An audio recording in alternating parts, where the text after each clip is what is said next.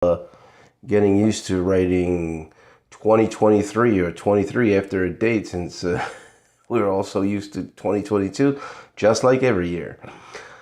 Anyway, so to recap, 2022 has basically been about NFTs and also cryptocurrencies, with Fried Bank closing the house on FTX.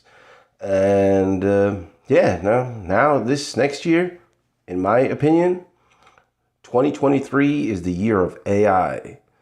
A few months ago now, the OpenAI ChatGPT 3.0 has been released to the public for testing and use. And what that means basically is a lot of chaos. A lot of chaos that's going on right now, and huge advancements in writing, in studying, in researching, in preparing for things, and even writing contracts now.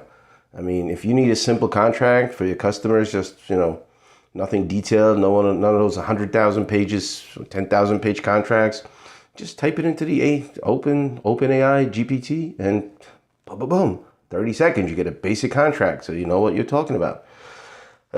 New York Post has talked about this in a few weeks ago, or I think it was last week, about how students in schools now are basically forging papers. But the question is whether it's going to be forging or not.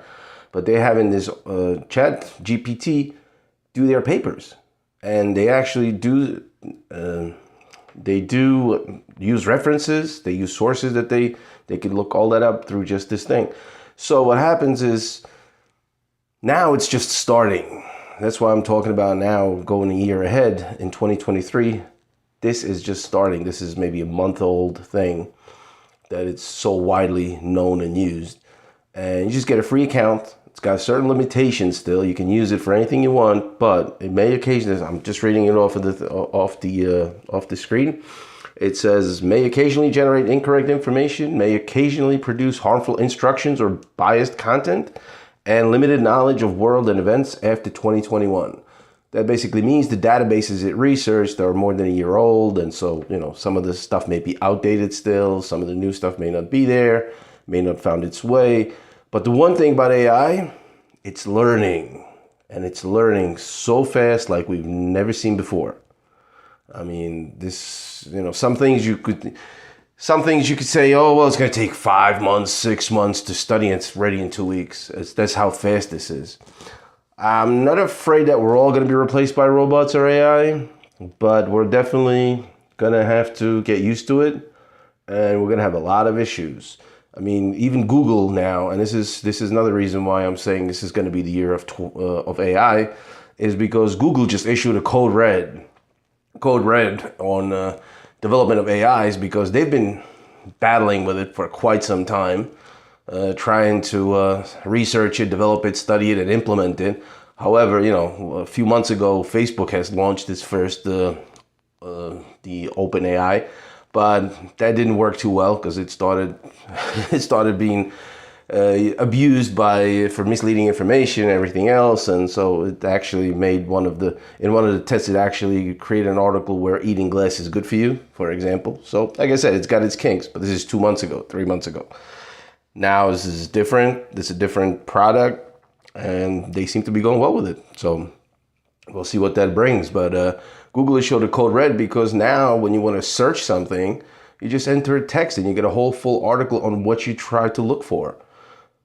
So you're no longer basically not going to need Google. I mean, you're not going to need Google anymore. You're just going to go to the OpenAI, you're going to ask it a question, and you're going to get a full article written, personalized just for you, based on all the research that the AI has done on the internet for you, or, all the knowledge it has. I mean, people may, so some professions may be replaced by this, because who has more knowledge than a computer that has, within a microsecond, can have 10,000 supporting cases or background or anything. I mean, just the amount of information is there. Right now, it's going to be more about ethics. Do you really want people to be using this? Do you want to substitute to what level? But by Google now issuing that code red, what that brings about is the new AI race.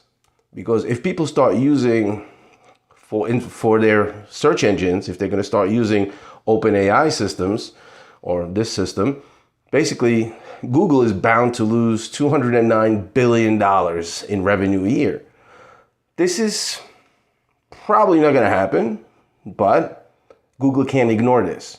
So it may happen, it could happen, there's that event, whatever the percentage is, there's an eventuality that it could happen. And so trust me, Google is not going to let that happen.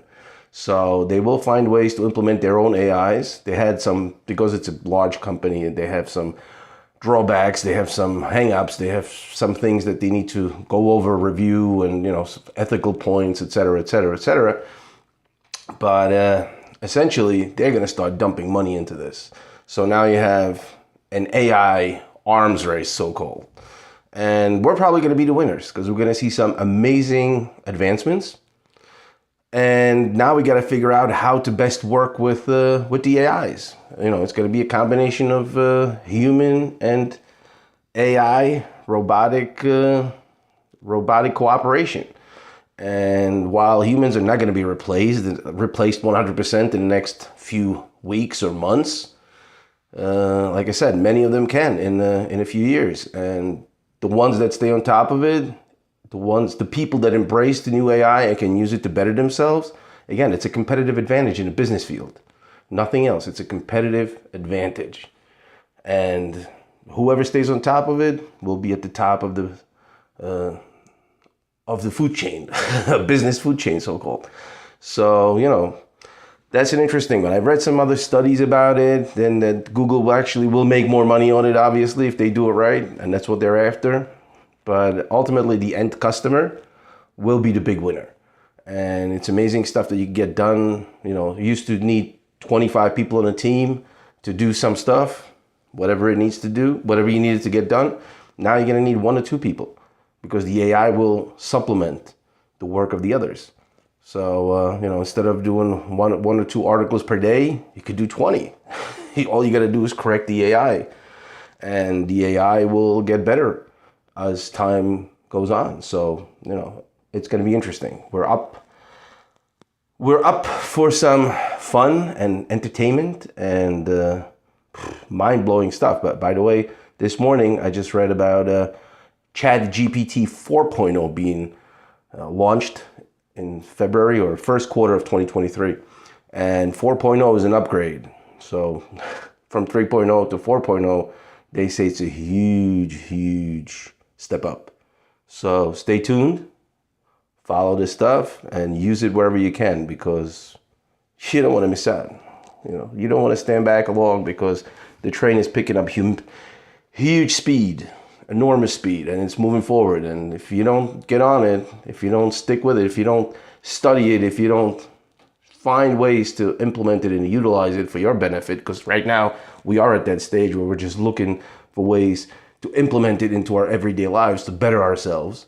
And the more uses we find for it, the better we will be. So follow it, use it, don't be afraid of it, and all the best for 2023. Have a good one.